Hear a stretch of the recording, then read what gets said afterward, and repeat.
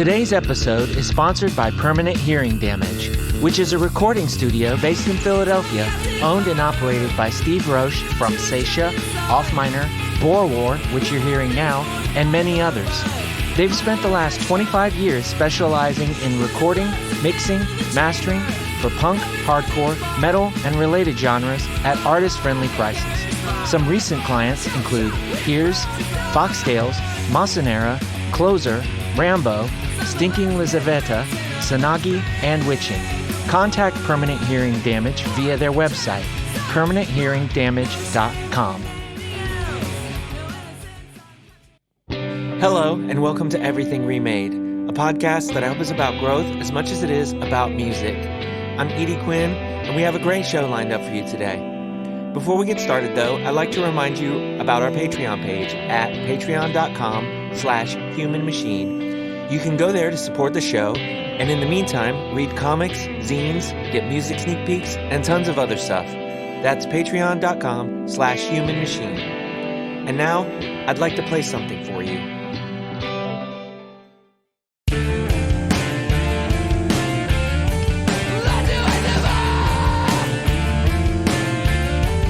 You're hearing Tendrils by Saetia, featuring my new pal, Colin Bartoldus, on bass. The song comes from an EP of the same name, which is the first new music the band has released in 26 years.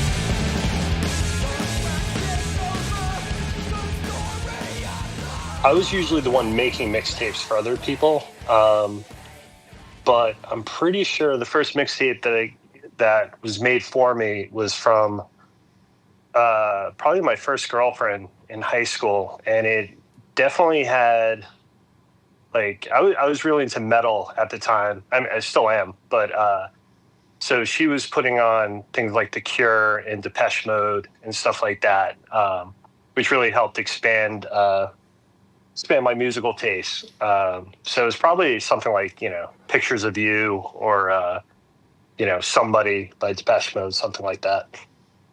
Yeah.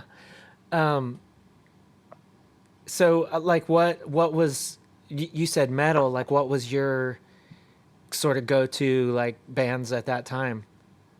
So I feel like, my entire life has been listening to heavier and heavier music, starting off with probably fifth grade. I think Bon Jovi was really big, and I have to admit I really, really dug that record. And then it was Van Halen, and then it was Guns N' Roses.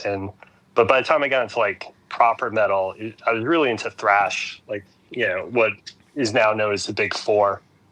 Metallica was probably the gateway, but my favorite band still to this day is from that scene is Anthrax. Partially because they're from New York, and partially because I felt like they were the most creative in trying to expand what metal could be. But I think probably mostly because they're from New York and had a definitely very different sensibility than all the Bay Area guys.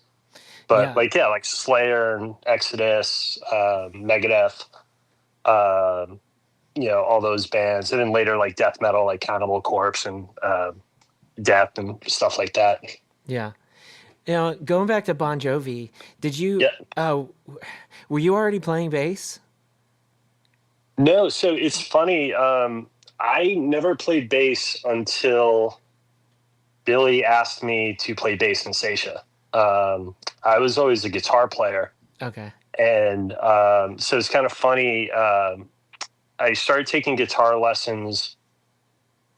Definitely wasn't what I think I wanted to when I got into Bon Jovi, because they were the first like guitar rock band, but I was in the 5th grade, so I didn't. So I think it was really, I probably started playing guitar in 7th grade or 8th grade, I think. Mm-hmm. And then, I was just thinking about this the other day. I was talking to somebody, and, I used to consider myself like a guitar player that every once in a while played bass, but now it's seemingly like I'm a bass player that occasionally plays guitar. So ever since Saetia got back together, it's like I've really fallen in love with the instrument, and it's pretty much all I mean, I still play guitar from time to time, but it's really what I put most of my energies into. And now I'm playing bass in the band Reds also. So it's kind of like my guitars are increasingly collecting dust. Yeah. And I'm surprised you haven't had to fight Tom over that, because Tom really loves playing bass also. I know, it's like we were talking about that when he first joined on. I said something about how much I was enjoying playing bass, and I think his exact quote was, "It is the superior instrument." Yeah, that is like verbatim. Yeah. Tom's descriptor of bass.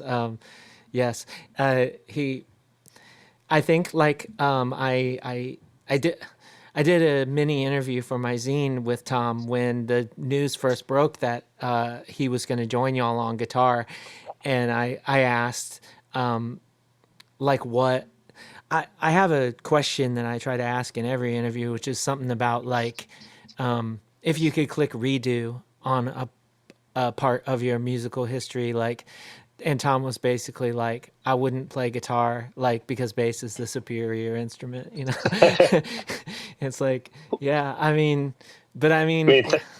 thank God there are no time machines for him to go back, because I think the hardcore scene would have been robbed of some amazing music had he made that decision. Yeah, it's funny when you're as good at like every instrument you play as Tom is, how you can make statements like that and not be wrong. Like, Yeah. you know what I mean? Like, it's like bass is a superior instrument. Like, well, when you pick it up, yeah. I mean, Yeah. but when I do, not so much, yeah. I asked about Bon Jovi specifically because sometimes like what I'm not deep into their albums. I don't know if I've ever listened to like a whole album, but every once in a while a song will come on and like "Living on a Prayer," for example, and everybody knows the song. Everybody knows like the sort of guitar riff, et cetera, et cetera. But when you listen, like just you're zoning out and you're letting the whole song happen to you. You're like, this bass guitar is fucking moving, actually. Yeah. Like, and no one ever is like, the bass player for Bon Jovi is great, like. Yeah.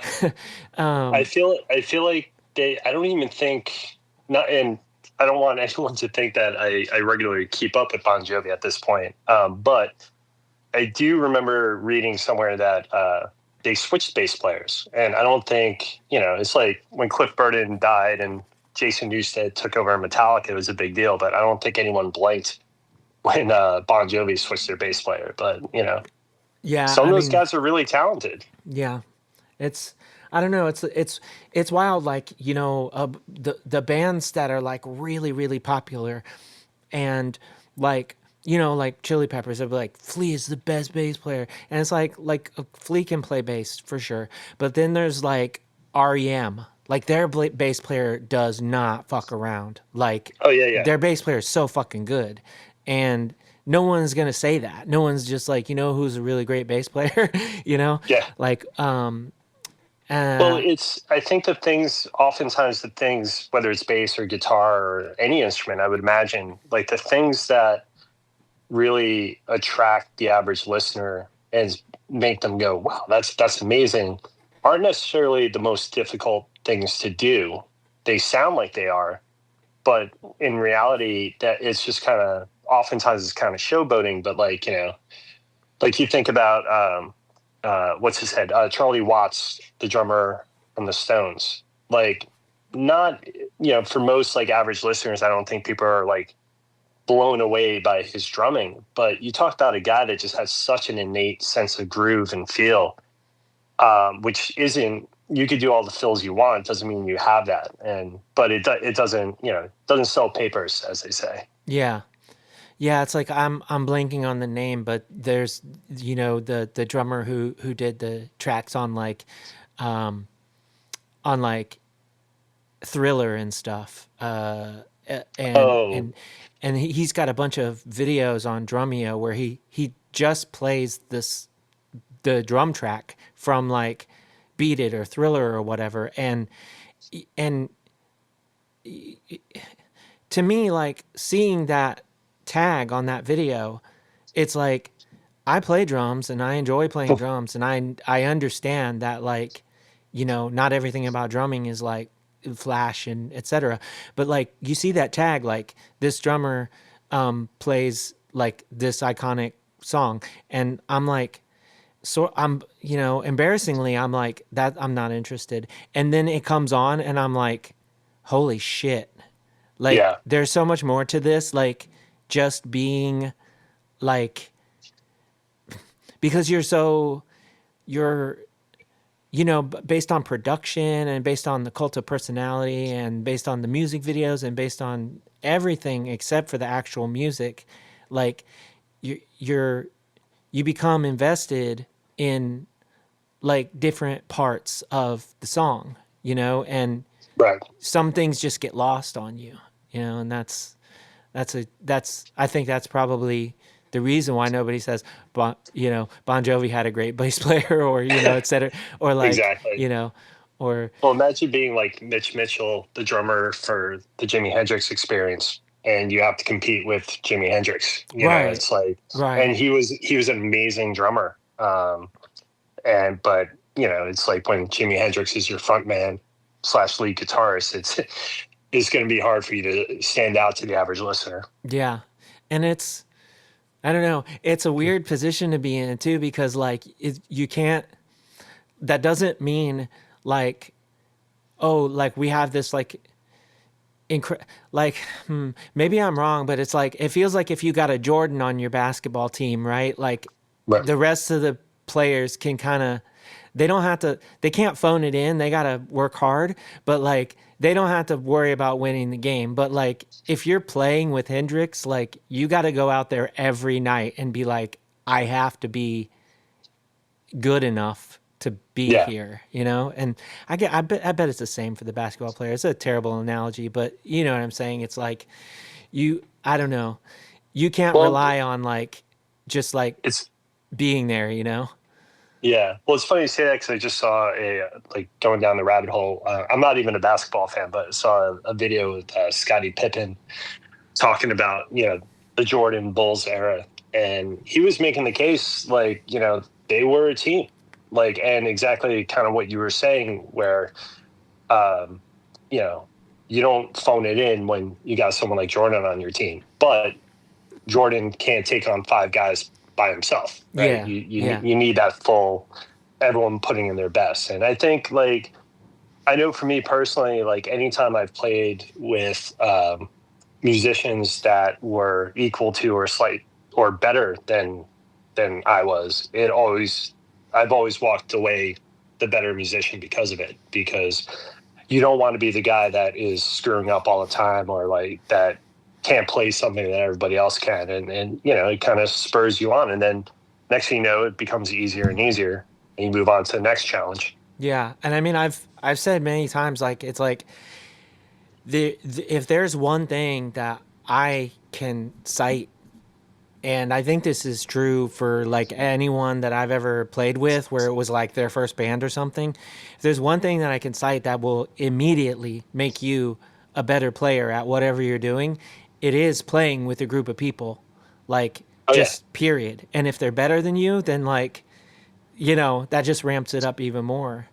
And Yeah, totally. yeah, I don't know. My basketball analogy is really sucking more and more the more I think about it. But like, I don't know. I guess I'm thinking about like also like other things where like, there's a like I'm a cartoonist and there's a lot of like there's like sayings in the community where it's just like, yeah, like great art can save a bad story, but like it doesn't work the other way around. Like Right. it would have to be a really good story to have like poor art. And I don't know. That's a better analogy, but it doesn't really work the same way. No, I hear what you're saying, and I'm a huge, or not quite as much anymore, but I've been a huge comic book nerd most of my life, and I love the history of comics. And when you read like whether it's the old EC comics or early like golden age or silver age comics, like especially a lot of the golden age stuff, like the stories are pretty bad. Yeah. Yeah. But when you see Jack Kirby drawing it, or Steve Ditko or someone like that, it elevates it. Like I'm a huge Steve Ditko fan, and even some of his solo stuff is just unreadable, and from a story perspective. But his layouts and design are just so spot on and beautiful that it makes me read it nonetheless. Yeah. Yeah, he was really like I mean, like Kirby was the guy for the dynamics and the figure work, and Ditko was like, you're like, wait, this whole page is a thing. You're Yeah. like, what the fuck? Like, that's, I don't know, another level of, like, I don't know. And I always got the That's a level that I always people just don't touch, really. Yeah.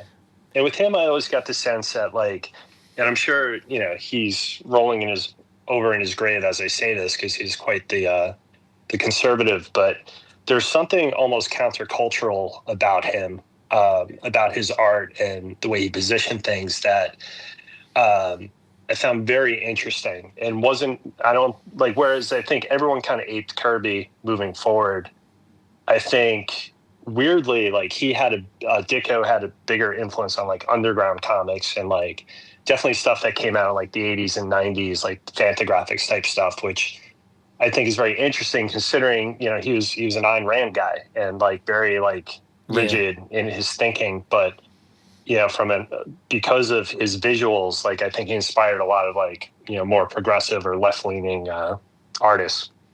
Yeah. Yeah. I mean, I don't know. It's like it's both a good and a bad thing that like, some of those earlier guys like weren't around in the times of social media and stuff. Yeah. Because we wouldn't even be able to look at it the same way. Just I don't know. But yeah. So you were playing guitar at first, and Mhm. and yeah, you mentioned. I don't know. I got like 700 strings of thought going on right at the same time. But yeah, you, what was going on like before Saetia for you musically?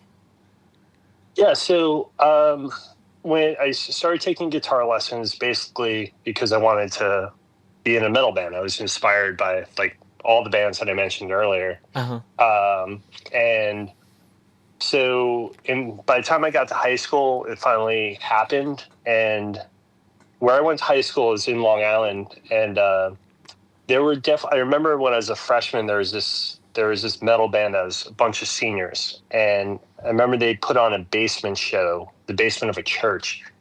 And that was the first time, even though it wasn't like DIY hardcore or anything like that, that was my first sense of like, whoa, like, we're kids, we could put on shows, and, it was in a church of all places, which, previous to that, I'd only been to like Nassau Coliseum or something like that. So that was really kind of the kick in the ass that like, yeah, I could do this too. And I'm taking lessons. So I finally found some guys and we formed a metal band, which at the time was called Effigy. And then we had changed our name to EM50 because there's another band named Effigy. There's probably dozens, but we were both of our bands were trying to get gigs at the same time, so we're like, screw it, we'll just change our name.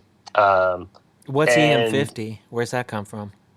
so it was a kind of a in joke. There's I don't know if you're familiar with the Bill Murray movie Stripes. Yeah, a little. I've seen it a couple times, but 20 years ago or something.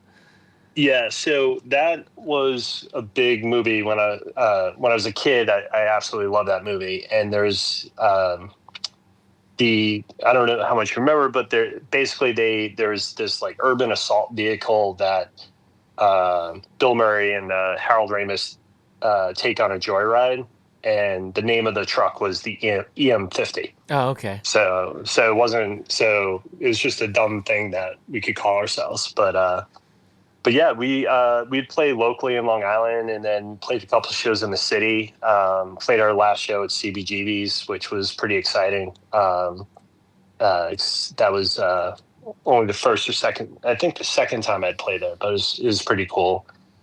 And then after that, I was in a band called Six of One, which is kind of like a much more like Sonic Youth and Jawbox influence, like noisy pop music, like indie pop music. With my good friend Jason, and we lasted about a year, and then kind of just, well, it wasn't like a bad breakup at all. It was just kind of, I think our drummer left, and then we couldn't find another one, so we just went our separate ways. And fortunately enough for me, because at that time, shortly after that, I'd already become friends with the Saetia guys. Through their original bass player, Alex. And when Alex left, it was not too long after, my band had broken up, and, Billy asked me to try out, and then, we wouldn't be having this conversation right now if that didn't happen. Right, so. Right. Did any of your bands before Saetia do recordings? Yeah, so my, the Effigy, the metal band, we went into a studio in Long Island. It was very exciting, and we recorded a demo tape, and we made like handmade covers, like going to like Kinko's, doing like Xerox covers and stuff like that. And then we just sold them at our high school, and we'd play the occasional show and try to sell them and stuff like that, but never released anything official. And then Six of One, sadly, I really, really loved the music from that band, but we only recorded 3 songs for a demo, and then never really did anything with them. So Saetia was really the first band that I was in that released like, proper records, if you will. Yeah. But what was it like the first time when you went into that recording studio for Effigy? It was great, because it's, I'm trying to remember. I don't think I had much of a sense of what, the recording process would actually be like. Mm-hmm. So I just remember going in, and part of me thought like maybe we just all do it separately and then they piece it together. But they're like, all right, you're going to record scratch tracks live, and then just to get the drums, then you guys will re-record all your parts, which looking back was like, we probably spent more money than we needed to. Right. We probably could have kept a lot of those original tracks. But I just remember it being a lot of fun. And it was, playing music has, even though I didn't make a career out of it, playing music had always been extremely important to me. And it was like the first sense of like, wow, this is, once again, going back to this idea that like, yeah, we're kids, but we can put this together and we can do this, it was pretty neat. Yeah. I think that's the first time that I've ever heard of like someone having basically a live recording of the whole thing, and then the engineer being like, we're going to redo everything after that. Like, it's usually like either like, yeah, we're going to record everything live and do the vocals later, or it's like one person will record along with the drummer, but not like the whole band, Yeah, no, we didn't do vocals live, but we did everything else live. And they're like, all right, now those are your scratch tracks. Now we're going to redo it. And we didn't know anything. So we're like, okay, sure. Yeah. And, looking back, like when we recorded when Saetia recorded the LP, which is the first thing I recorded with them, we went down to WGNS in DC to record Jeff Turner, and he was like, all right, we're doing everything live. So if one of us like fucked up, then like, well, we got to do it all over again. And it was just so different from, we did like were there 9 songs on that record? We did that, I think, in a weekend. Mm-hmm. Whereas like the demo that I was doing with like my earlier band, definitely took longer. And, I think they saw maybe they saw sucker over our heads when like these 17-year-old kids walked into a recording studio by themselves. But it's hard to say. I mean, maybe they just did everything like that. It's like, did they? I don't know. It's like this happened over 20 years ago for you, but it's just weird. Like, did they move? Did they leave everything exactly where it was and then just hit record again when it was time to separate everything, or like was there? Were they like, okay, we got to get this better isolated now, or anything like that you can remember? I feel like we were all in separate rooms. Oh, like, so it was already isolated to a degree? I think so. I could be wrong about that.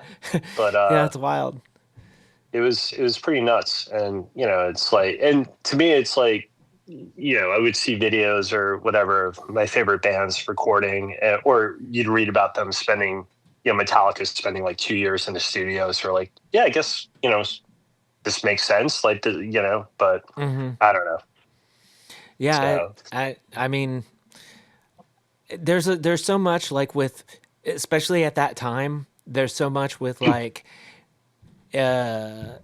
engineers and stuff that do this like for a living or partially for a living or whatever, where it's like, they never encountered a band like your band or whatever, and so right. They're just like, we're going to do everything the way we always do it, which is like not practical for like what we're going for, like, right.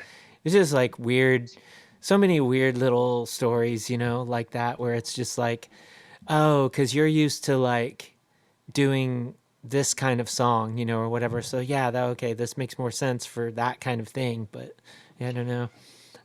Yeah, I feel like, especially with like more screamy type stuff where the vocals tend to be a little more buried in the mix. Like if you're an engineer that usually deals with like more rock or like pop type stuff, like you're going to boost those vocals up, and it's like, all right, that might work for that band, but not necessarily, this band. Yeah. Yeah. If you're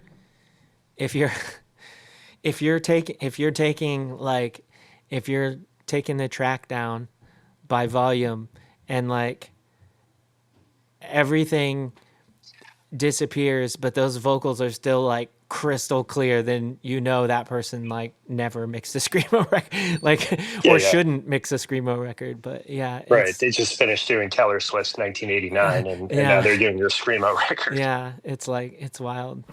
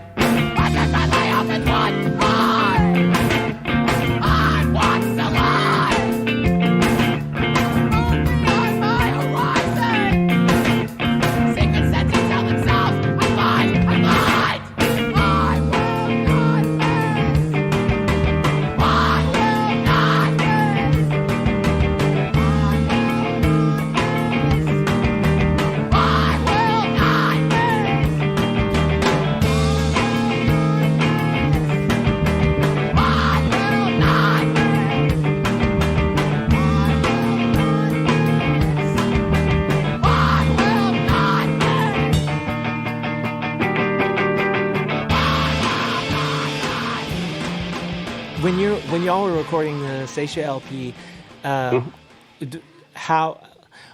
what do you remember that like experience being like, as far as like, were there like were y'all being like really, did you feel like extremely pressured because it's like, oh, we can't, not even the tiniest mistake? And did that affect like how like, you know, like would somebody go after the fact and be like, oh no, there's one little thing that's wrong, and then you'd all have to redo it? Or was it just like you were so rehearsed that unless it was glaring, you know, it was like, we're doing great?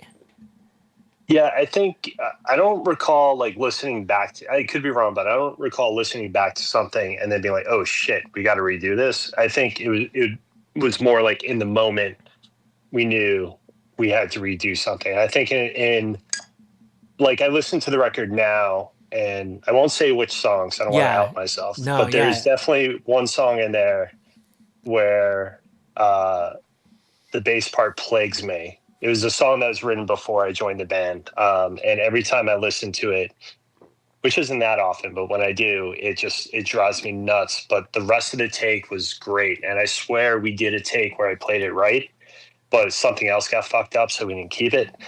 So that kills me. And there's like, and I also notice, especially as I get older, like I notice like I always notice my own mistakes, but now I notice other people's mistakes. And there's like, some guitar issues and timing, and that had we, had we had the chance, because we really didn't have much time. And, Chris Jensen, who put out the record on Mountain, he basically paid for the recording. So, there was that extra additional pressure to it. So like, unless something was massively wrong, um, we just kind of had to stick with it. Yeah. There's, there's, to me personally, there's always a bit of charm to a little human error, you know? Yeah. And when I'm listening to my own records, I'm not listening to what I just said. You know what I'm saying? Like, Yeah. Yeah. so that's that thing, I think, where people are always way more forgiving of other people than they are themselves generally, you know? Yeah. Like, and I don't know about the bass part that you're talking about, but, and I won't say what song either.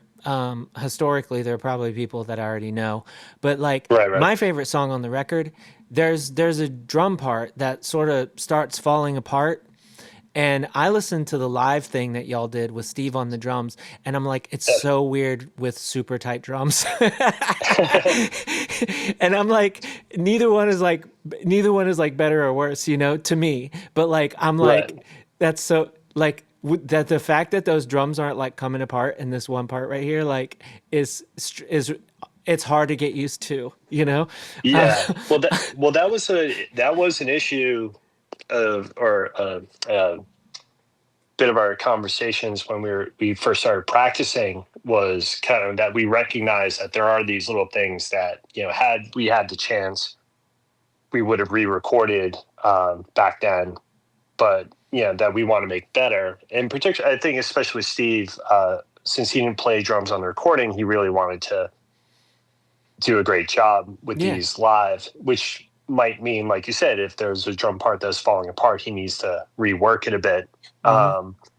But, also being cognizant of the fact that, people have been, apparently people have been living with this record for 25 years or so, and they hear the songs the way that they were played by a bunch of, 20 somethings back in the day. Not necessarily how we play them now. And it's like, I was, we're getting ready. We're going to Chile in March, so we just created a new set list, and it's going to include some new songs, or all the new songs that we have. So I started practicing that, and so when the LP songs come on, I'm like, holy shit, we're playing this so much faster than we play it now. And it is almost a bit of a challenge to keep up that pace, because I'm used to more like, instead of playing so fast that you're falling apart, we try to play at a decent speed where you can actually enjoy the song and we can play it properly. So it's always like a balancing act between you know, we always, in whatever we do, whether it's the music or how we operate, we always do it in a way that makes us happy. But we also need to be aware that, that this band, for better or for worse, means something to a lot of people. And we need to kind of respect that also. So it's a bit of a balancing act. Yeah, yeah, it's your band, but like there's something that happens over this period of time where it starts belonging to more than just your band. Yeah. And it's yeah, it's a very different thing. But you said like oh gosh, you just said it a second ago, but I'm gonna get the wording wrong. But you were like implying that like back then you're playing the song like so fast like your life depended on it, right? And Yeah. like I feel like at 20 it really feels like that way in to a degree. Like was that a thing back then where it was like were you always like sort of like we could play it a little faster, or because I feel like all my bands were like that then.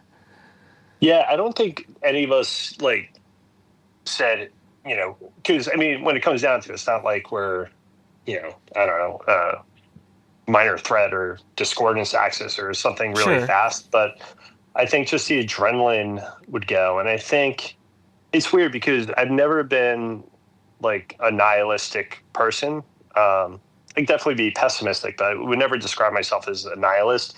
So kind of like punk rock, like live fast, die young type attitude never appealed to me. Mm-hmm.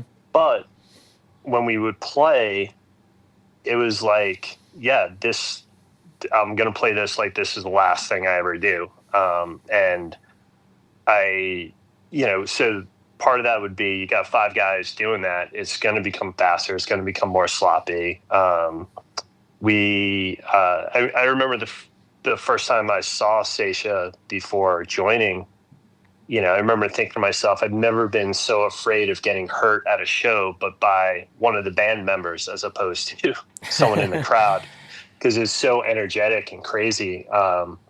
So I think that kind of energy sometimes would result in some sloppiness. And, it's like, and if you listen to, I think it was on the original discography that Level Plane put out, and I think we did a cassette when we did the new version of discography of like a ABC No Rio live tape from like I was on guitar, so it must have been 99.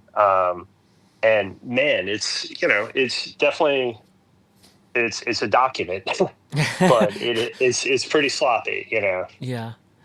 Um, yeah, it's I used the term falling apart when I was talking about the drums, and there's something that I find myself doing like on the drums like a lot, and I don't it's not even intentional. I just notice like there's like, oh, I did it again, like this, where this momentum is going in this certain way, and it's gonna turn on a dime, or it's gonna catapult into this other thing. And when I'm on the drums in those instances, like it feels that same way.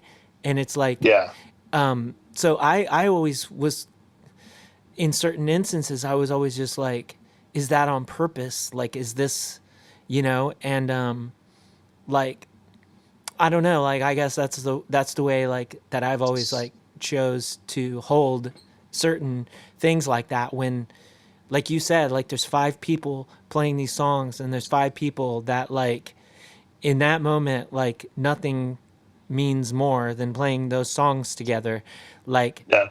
it's almost like this quasi religious experience. And so when the emotions are on a downturn, or when they're on an uptick or whatever, like we experience them at a group level. And so, yeah, how can things not like either feel like they're falling apart, or like feel like they're going to explode, Like, Yeah. Because I mean, especially at that age, like people talk about like, teenagers, I'm a high school teacher, so I feel like I spend and both my kids are now teenagers. So I feel like I'm constantly surrounded by them. Mm-hmm. And everyone talks about how like, every breakup, every setback, whatever, seems like the biggest thing in the history of the world to a teenager. But I really think the same applies for, definitely college age, early 20s people, which is exactly what we were when that was going on. So it's like, at this point, I don't even remember everything that we were all going through. But, like in hindsight, at least for me, I can't speak for the other guys, at least for me, like the stuff that felt like world ending back then, in hindsight, is kind of like, all right, well, it's you were dealing with something, but it's not the end of it clearly wasn't the end of the world. Yeah. But when you're playing in a band, and it's like, how many bands or people have said like, this is my medicine, or some variation of that. It's like you put your all into it, and especially when you're 20 something, you could do that a couple nights in a row and still have some energy left in you. So Yeah. that's what you do. And the bands that I always liked, I mean, I always remember like the first time I saw the band Fugazi was at Irving Plaza in '95, and they played 3 nights. I went to all 3 nights, and the first 2 nights, the band Slant Six opened up for them. Oh yeah. And musically, I love Slant Six, but man, they put on the most boring show. Oh yeah. It's just like a very like, we're too cool for school. We're just going to like stand there and glower at the audience while we play this music. So like, if I close my eyes, I'm really enjoying it. But if I open my eyes, I'm like, this is a little boring. And then you compare that with Fugazi, who went on after them. And I mean, part of the reason why to this day I still jump around when I play is because of seeing them and just seeing how, obviously, Guy, we just go absolutely apeshit and like somehow get up and do it again the next night. But Ian too is just like just a consummate performer, and that sense of like they have to do this, right? As opposed to like, I'm just doing this, right? And I think, I hope that that's something that, any musical endeavor that I'm a part of, I hope we convey the same type of energy, because I feel like anything less than that is just, kind of boring. Yeah. Yeah. It's wild. Like, Fugazi's definitely one of those bands. Like, I never got to see them play. I've been listening to them since Steady Diet came out, so not like not on the ground floor, but like pretty much, and and it's seeing like clips of them. It's like that. It's like that quote or whatever. That's like, they ain't got one song where they got to be doing all that. It's like, Right. It's like, nah, they're good. They're good. They're an energetic, like sounding band, et cetera, et cetera. But when you see the videos, you're like, what the fuck? Like, they're fucking going so hard. Like, and it's amazing. But, yeah. Right. And circling back to what you were saying earlier about, the charm of mistakes, or like, being forgiving of other people's mistakes, Mm-hmm. like those, anytime I've seen them almost more than any other band, and there are like 2 or 3 shows that I put up there with like not just the best musical experiences, but like some of the greatest experiences of my life. And they've been doing that live archive series for a few years now, and so I've downloaded a bunch of the shows that I've been to, including some of these really intense shows that I put on a pedestal. And when I listen back to them, without seeing them jumping around and stuff, it's like, man, it's like, it'd be nice if they tuned between songs, or like, it's like, man, that guitar needs a setup. It's like all over the place, but it's the total package with them. And, it is just, I love music, but even I could go, a year or 2 without ever listening to them, but they will still always be, probably my all-time favorite band. I love them. Yeah. Um, yeah, it's, I don't know. It's, it's wild. There's so much like, there's so many where like places that I could like go with my thoughts right now, which is just like, yeah, I mean, it's like when somebody is like good set to you after you play, and you're so aware of the mistakes you made or whatever, or the accidents, and it's just like I've always had the not necessarily always, but at least since Coma Regalia started and stuff, I've always had the thing where I won't do or say anything to like potentially diminish someone's experience, like I'm not going to say Yeah. like, oh, except for that part where I fucked up, like, because you know what I'm saying, they just told you that they had a great time, and like that's all that matters. Like it doesn't, like my ego doesn't matter, like, like, oh, poor baby bird, like I I broke a string and whatever. But Yeah, that's a huge sign of maturity, and something like I've had some very similar experiences where not even like musical, like if someone would just pay me a compliment in real life, like my tendency would be to either downplay it or crack a self-effacing joke, or somehow like diminish, like this person is sincerely trying to say something nice about you, mm-hmm. and because of my own issues or whatever, I try to diminish that. And I think when people come up to me now, whether it's with Saetia or my other band Reds, it's like exactly what you're saying. Even if I think I fucked up left, right, and center, I'm not going to be like, all right, man, let me tell you the real story. I know you Yeah. think this was great, but because if the way I see it, like I always say, like, yeah, especially when I was growing up, I was an extremely shy person. So the thought of going up to someone I didn't know, let alone someone that was a musician, just I wouldn't dream of it for a long time. So the fact that someone is taking the time and effort to acknowledge what you're doing, it's like, let them have it, Yeah, and for sure. maybe pat yourself on the back. Maybe you did do a good job despite your one mistake. Yeah. Yeah, it's wild. I mean, it's like, like we talk about like catalyzing moments on this show a lot, and like you just don't know that show could have been somebody's catalyzing moment, and then and their band could that they formed because they saw your band could be the band that everybody looks up to the way that they look at your band now. Like, Yeah. I mean, you never know. But I gotta ask, because So we keep talking about teenagers and et cetera, et cetera. And you've mentioned that you're a teacher. Do any of your students come up and they're like, yeah, Seisha fucking rules? Like, has that happened? um, it has. Yeah. It's so back after Saetia broke up the first time, I started a band called The Fiction. Released a couple of records on Level Plane, and Uh-huh. then with Waking Records, which the singer of Reds actually used to run. And so when that band started playing shows, I teach in Williamsburg, Brooklyn.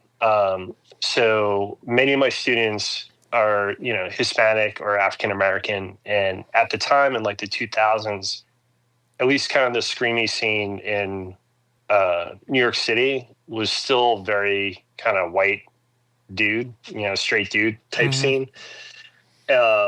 Not to take away from anyone who didn't fit that profile that was in the scene, but it's still pretty much the norm. So a lot of my students weren't into guitar-based music or rock, let alone hardcore, let alone screamy music. But Right. I remember I had a few students that were into that kind of stuff, and like I when we released a record, I give them a copy of the CD or something like that, and they sometimes come to shows. So I would just have like little pockets. And what's been interesting coming back with Saetia now is seeing just how, how young the audience is, and also just how diverse compared to what it was in like the late 90s, early aughts and stuff. Mm-hmm. So I have a student currently who mentioned that her cousin's actually a really big fan and couldn't believe that, one of the guys in Saetia was her history teacher. So it's kind of surreal. And the kids that don't know like the scene or anything, or hear that I'm in a band, I always get the same exact questions, like, so why are you a teacher?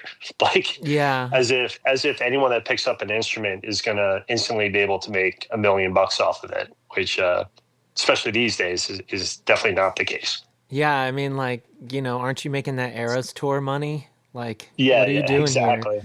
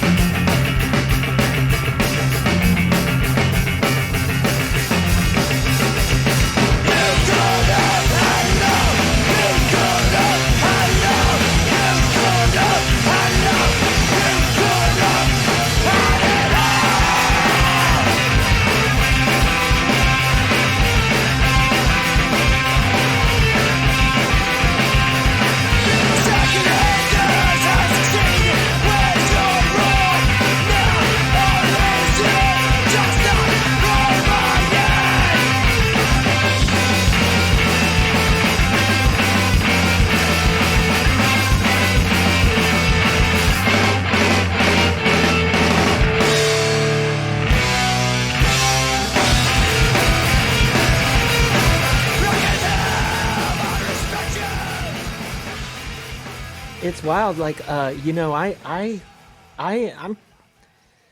pretty like, I know a lot about like a lot of screamo history and stuff, but it wasn't until today when I'm like, okay, I'm gonna dig into this a little bit, and I was like, what's this band, The Fiction? And you just brought that up, and like, that's members of Books Lie and Reds and you, and I'm like, how did I not fucking know about this until today? Yeah, it's funny because the way it started was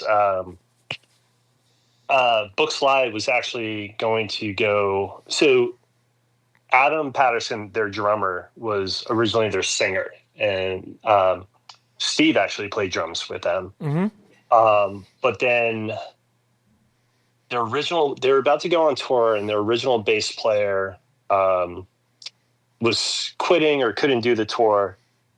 So I was talking to Adam, and he mentioned that. I was like, it's like, I could, I'm a teacher, so I'm off during the summer, so I could probably do it. So I knew Adam just from going to like shows at ABC and stuff like that, but I didn't really know him that well. So he's like, yeah, why don't you come over? I'll show you the songs. And we were talking, but I learned a few songs, but I said, hey, just so you know, like,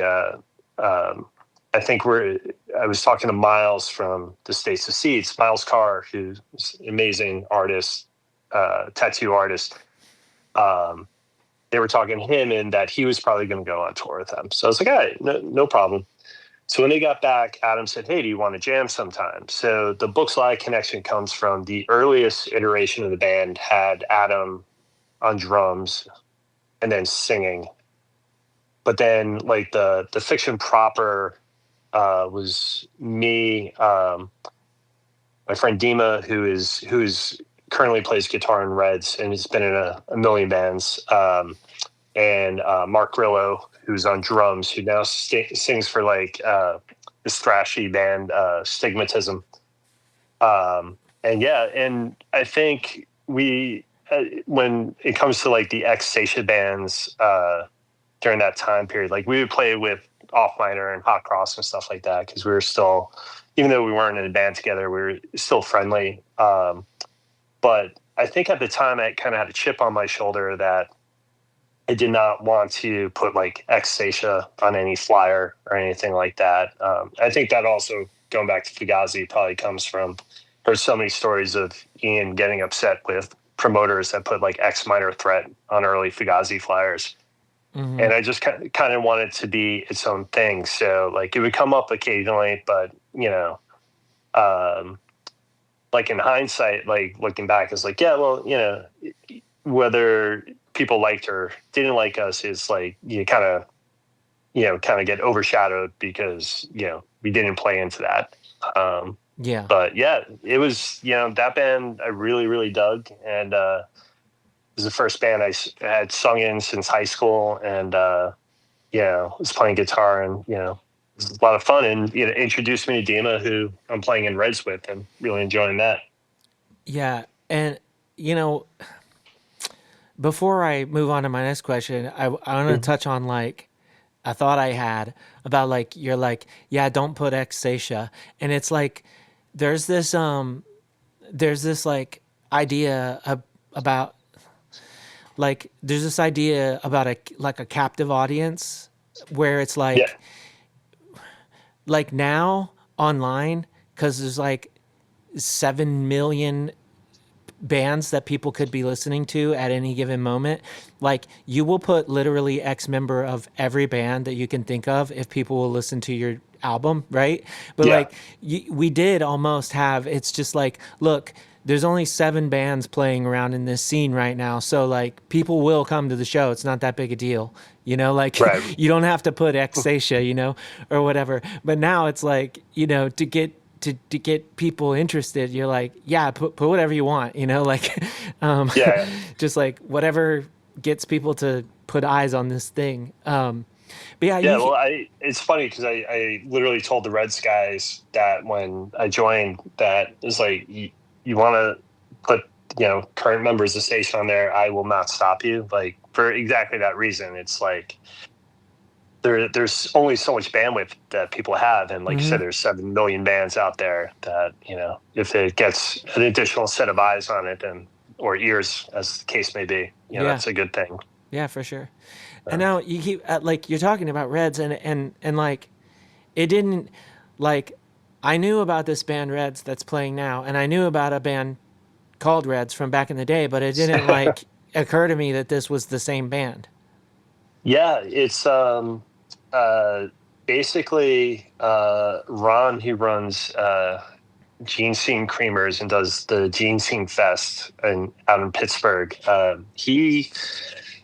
My understanding is he was a big Reds fan, and he puts out, his label puts out like cassettes and stuff like that, and he wanted to reissue the Reds material, so he got in touch with Evan and Dima, and then it turned into, hey, would you guys like to play my fest? And so the original bass player for Reds is a guy named Randy, he was in a band called Dear Tonight. It was another New York band in like the mid 2000s, and amazing bass player, but he is a literal brain surgeon and slash model. Like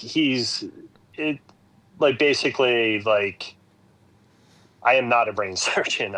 I have a lot more time on my hands. So Randy couldn't commit to it. So I was, Deem and I were actually driving to a show, and he was telling me about this. And I don't know if he was fishing to see if I was interested or not, but I jumped at it and said, hey, I have a bass now, if you need somebody. And then they got a new drummer, this guy Zach, who's just such a steady, awesome drummer. So we've just been, in fact, we were just last weekend, we went to Philly to record with Steve. We're just finishing that up, and, hopefully going to put it out later this year. So it's a lot of fun. Awesome. Yeah. And speaking of recording and Steve, and going back to that interview that I mentioned with Tom earlier, when the news first came out that Tom would join you all on those shows and stuff. And I'm like, is there going to be any new music from Saetia? And Tom was like, absolutely not. And then a year or whatever later, it wasn't a year, it was a few months later, half a year, I had Steve on the show, and Steve is like, there's going to be new music. And then a year later, we get the first new song. And Tom said that basically all of this is more or less because of you, because you threw out the first nugget to get things rolling. So how Well, did all of this happen? Like, you had like a bass riff that you put in a group chat, and you're like, do you all like this? And then like, how did the new music start taking shape? yeah. So, when Tom joined, the original plan was we were just going to play the five shows that we had already had booked, and then, disappear into the night. But, we were having so much fun, and, the feedback we were getting was mostly positive, and, it's just a really great experience. And, we were also able to raise like a shit ton of money for different charities that, like I played plenty of benefits. I think if you add every benefit show I played prior to the Saetia reunion and added it up, it would be, nowhere near a tenth of what we raised. So we're really proud of that, and For sure. realized we could continue to do that. And my whole thing from the get-go was that I'm super proud of all the music Saetia has done, particularly the songs that I've been a part of. But I kind of don't want to be, a legacy band where we just play the same songs over and over again. Yeah. And I always wanted to have new music. And I think I was a little more bullish about it than the other guys. I know some of the other guys were a little more hesitant, and I totally get it. But I feel like music's the one thing, for better or for worse, that I do get bullish about. I'm like, no, we can fucking do this, right? Mm-hmm. So the song that's out right now, Tendrils, I've had 90% of that song, or I should change that. 90% of the bass parts for that song I've had for about 10 years or so. And I actually wrote it on guitar. But I think I kept sending, like, I created a folder. I kept sharing it with the guys, like, hey guys, here's some stuff. If, see what you want to do with it. And it was like crickets for a long time. Mm-hmm. So then I re-recorded it on, I just changed it and started recording it on bass. And then me, Tom, and Steve occasionally will meet, because we're all the musicians on the East Coast. We'll meet in New Jersey. Alex Lee from Burial Dance is super nice enough to let us use their rehearsal space. So we'll meet there to practice, like, if we're getting ready for shows. And then I started showing them this part, and then Tom started building on that. And then he added like that little quiet interlude right after, like, the kind of the first riff ends. He came up with that, and then it was just becoming a song, and we just did a shitty iPhone recording in the rehearsal studio. And it was the first thing where I think, I can't speak for Adam, but I imagine, like, he heard that, and it was the first thing that he heard that he was like, wow, maybe we can do this. So he recorded something that night on GarageBand or something, and all of a sudden we had the start of a song. And then I think Billy has written lyrics or poetry even when he wasn't in a band.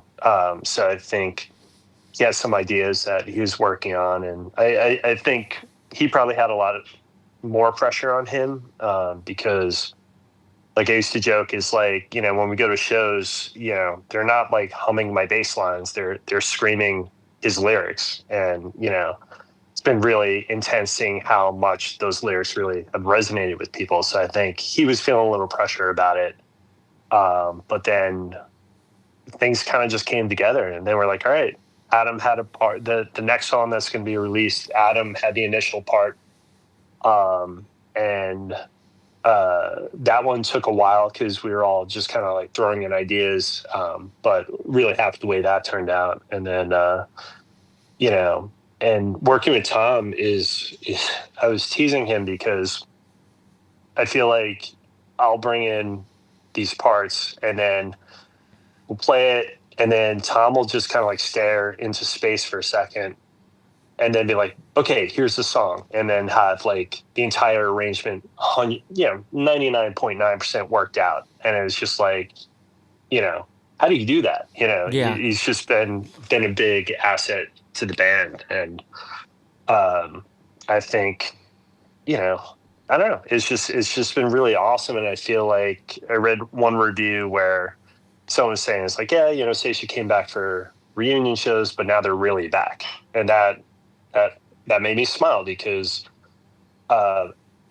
even the bands that I listen to, like I mentioned Anthrax earlier, it's like, I went to see them not too long ago and they were just playing their greatest hits.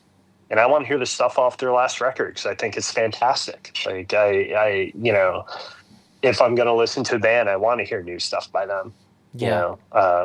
So I mean, I'm like, have you heard Judas Priest's last two records? Like, they fucking smoke. yeah. Like, it's like you can still do it. I mean, it's Rob Halford's 70 and he's still like just fucking going off. Like, it's so wild. But there's so much like, Tom is like, every time that Tom has played on a record with me, and I have like pretty much like, okay, like it's like I wrote all these songs and then Tom's going to throw bass on it or whatever, and I send it and it comes back to me so different that initially I'm like, sometimes I'm like, no, but I know like right away, I'm like, I need to sit on this. I need to think. I need to like, I listened to it twice, like something, it's so different than what I would have done, which is exactly why you ask someone else to do it in the first place, right? So, but it's so different than what I would have done, what I was expecting, whatever, right? And I'm like, I need to move away from this. I need to come back to it in a couple days. And then I need to try to be more objective about it. And then like sometimes I'm still like, I don't know but I'm like, no, we're leaving it. It's good, And every single time, except one time I was just like, there's this part where Tom was moving around like a whole lot, like Tom will do because he can. And I was like, oh, I really just wanted this to be, I wanted things to just sort of drop out right here. And this the only time on any, like he's probably played on like 40 or 50 of our songs by now. And this is the only time I ever actually asked him to change something.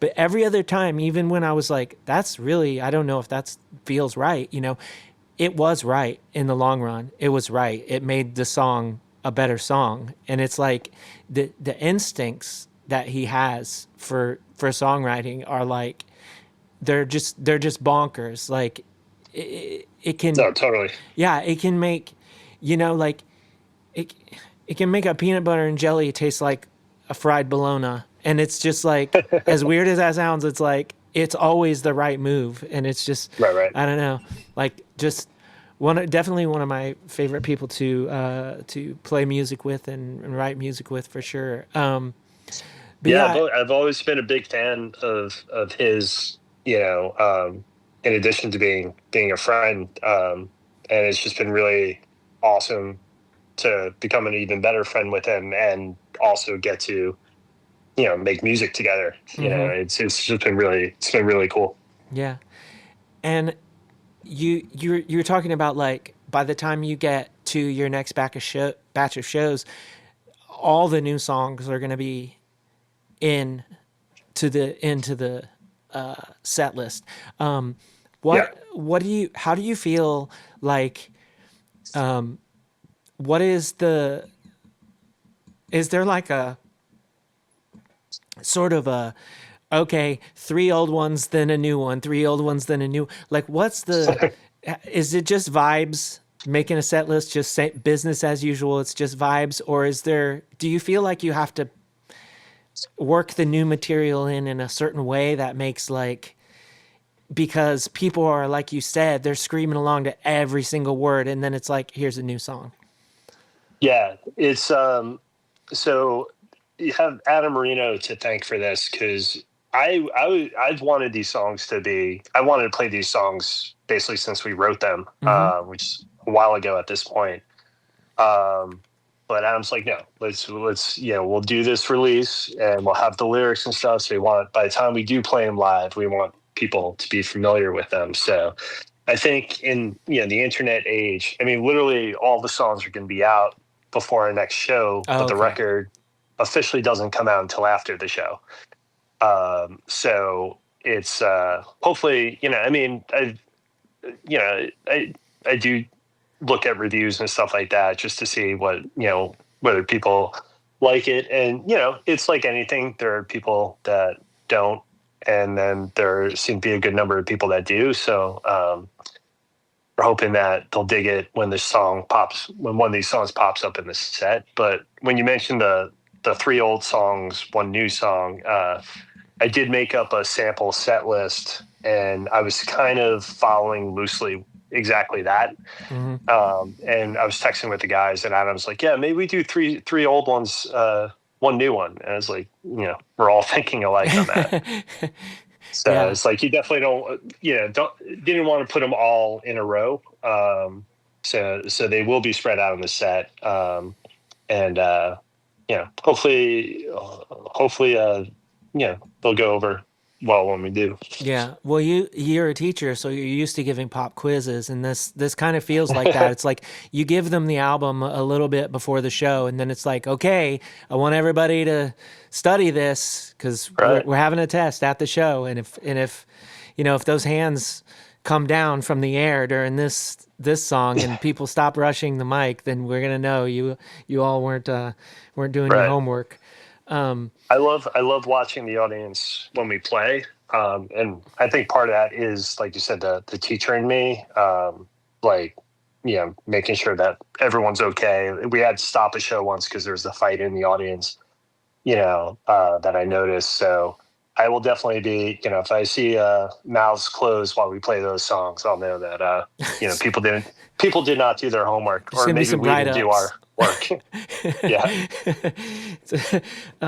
Yeah, that's awesome. And I mean, I was definitely always like, from the minute of the reunion announcement, and especially the minute of like Tom getting in the band, I was always like I hope they do new songs. And especially like once Tom get in the band, I'm like, how can there not be new songs? Like Tom will accidentally write some songs, like, Yeah. but To like stub his toe and then all of a sudden sing like a guitar riff, and yeah, then we got a new song. everybody's like, okay, we're going. But yeah, I don't like, bands that just come out and just play their old stuff. It's like, I don't fault anyone for that, but it's always like, yeah, like playing those songs, like, to people, to way more people than you ever got to play them to, 20 years ago. Like, that's got to be amazing. But like, we ended up here because we want to create, so it's like, Yeah. it's awesome that y'all are, finding a way to do that. Oh, thank you. But yeah, Yeah, it's anything I do, like anything I get into, like, whether it's like, we were talking about comic books earlier, or music, or whatever. It's like I just want to do. I don't want to just, ingest. right? So like, I'm not much of a cartoonist, but I would try to do my own comic book, or like, obviously with music, I would make my own songs, or like play in bands that were making songs. And, it's, so going back to just, if we're going to do this, if we're going to play, like for me personally, like I just want there to be new music. And, and like going back, it's like a lot of us, it's like I'm going to be 49 next month. So, and, I got a kid in college and stuff like that, and real life family responsibilities. And I literally don't live in the same city as anyone else in the band. Um, it's not easy. And I think, that's probably why it's taken us so long to do it. But like, a lot of the other bands of our ilk that are also doing this. Like I totally understand. Like Jerome's Dream, I mean, seems to be the exception. I mean, putting out new stuff, and Usurp as well. But I totally understand why some of the other old fossils like us, haven't yet. And just because they haven't doesn't mean, like, so many people. I read so many people definitively say like that we were just doing a reunion and there's no chance of new music. I was like, well, just wait. It's like I can't say anything now, but Yeah. So who knows? Maybe there will be new music from some of these other bands as well. Yeah. And you sort of covered this already in like the sort of um like I don't know what to call it, but when you released the Tendrils, you sort of went over why that you were going to release the record, like self-release it, and it's sort of like the vibe was, well, this is how we did our first thing, so this is how we're doing this. But like, what, like y'all must have had like people who were like already bothering you to like, if you want to do something, like we'll do it. So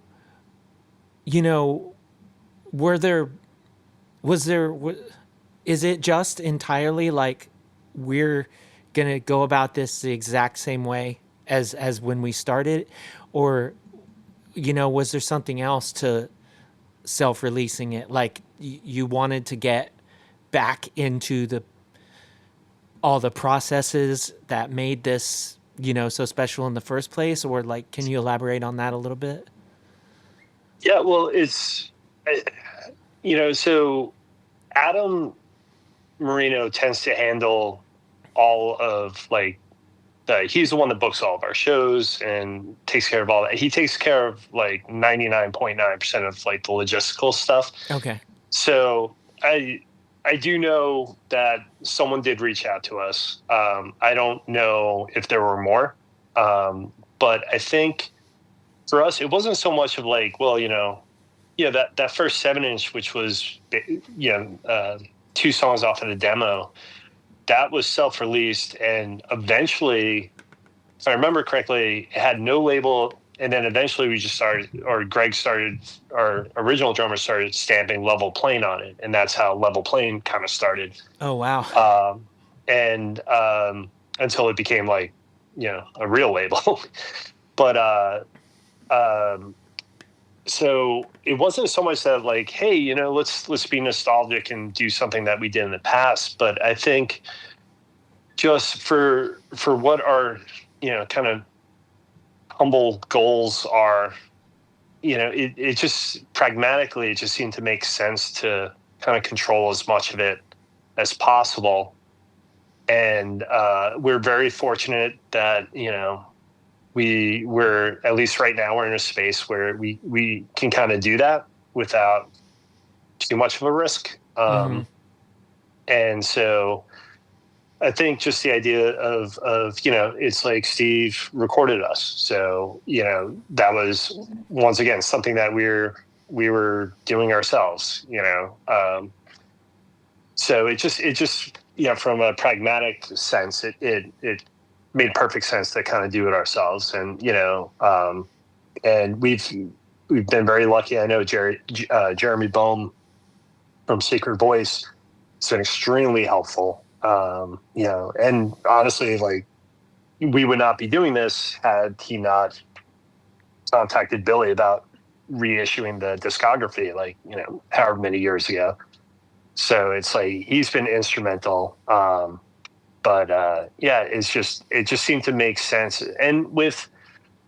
And I am by no means an expert in this at all, but it also just seems with the different avenues that you can get your music out there, that if you are fortunate enough to already kind of have a what do you call it, like a fan base, a or built-in audience, or built-in whatever. audience. Yeah. Thank you. Then it kind of does open doors to do things yourself, and not have to rely on somebody else. Yeah, you mentioned risk, and that's like, when you have that built-in audience and you're like, we're going to do 500 of these, you're like, yeah, no problem. Like, we're not going to eat our shirts, like, on the, upfront costs, because, this will take care of itself. Whereas, like, the next record, who knows? But for now, we're in a good place. Like, it's wild. You were talking about like the stamping level playing on them just to like make it whatever, because that's exactly how my label like came back in 2010. It was just like we were releasing the first Coma Regalia split 7-inch, and the guitarist was a really big fan of my previous band, in which we put, at that guitarist's behest, the label logo on our demo CDR, because the guitar player was like, it will look better if it has a label logo on it, like people will think we're legit. And so the guitarist of Coma Regalia was like, you should put your label logo on it, because then it will look legit. And then I racked up like 20 grand worth of debt doing the label, and it doesn't get much more legit than that. But but yeah, it's when you have that like we can do that. Like that's an awesome feeling. And I think like just from a band perspective, like if you could do that, and you could have the records like to where someone in the band knows, especially when you're all like working on 5 different people's time frames, and like we really need to know when this is happening or when this is happening, then that's like it's the safest bet that you can manage for sure, like is to have it in-house. But it's been great chatting with you, and like hearing some of the lore, and getting some of the future details and stuff. Like, no, this has been a blast. I really appreciate the invite. Yeah, for sure. Is there anything else that we should chat about before we take off, or do you think that was kind of like, this is what's happening and this is where we're at going forward? Yeah, I'm trying to think if there's anything else big going on. I mean, not that I can think of. Like I said, we have the new songs coming out soon, and we're gonna go down to Chile in March, and then we're doing the record release shows in New York and LA in the end of April, early May, and then Reds is going to be releasing their first new music in like 20 plus years pretty soon. Wow. And that's pretty much it. It's definitely, it's been, I feel very, very, not to sound all cheesy, but I feel very lucky and, very fortunate to kind of be in this situation right now where, I get to play music and meet new people and, just hang out. And that was my conversation with Colin Bartoldus. Thank you so much, Colin, for taking the time to chat with me. Thanks to all of y'all for listening as well. Don't forget to stop by patreon.com/humanmachine to see what we've got going on over there, as well as subscribe to the Middleman Records YouTube channel for when new shows drop, and rate and review us wherever you are listening. I'd really appreciate it. Until next time. Take care and do good things.